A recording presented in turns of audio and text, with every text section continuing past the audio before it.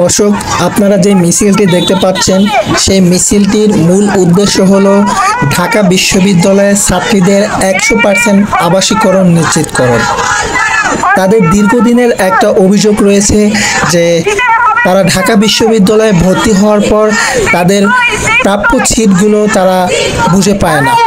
তাই তাদের সেই দীর্ঘদিনের অভিযোগের পরিপ্রেক্ষিতে আজকে তারা ঢাকা বিশ্ববিদ্যালয়ের রাজু ভাস্কর্যে তাদের সেই যৌক্তিক দাবির পরিপ্রেক্ষিতে তারা একটা অবস্থান কর্মসূচি ঘোষণা করে। তাদের অবস্থান কর্মসূচির মূল উদ্দেশ্য ছিল যে ঢাকা বিশ্ববিদ্যালয়ে ছাত্রীদের 100% আবাসিকরণ নিশ্চিতকরণ এবং তাদের হলের মানগুলোকে উন্নয়নকরণ, তাদের খাবারের মান উন্নয়নকরণ এবং সুস্থ স্যানিটাইজেশন ব্যবস্থা, আরও কিছু যৌক্তিক দাবির পরিপ্রেক্ষিতে তারা আজকে রাজু ভাস্কর্যে তাদের অবস্থান কর্মসূচি ঘোষণা করে।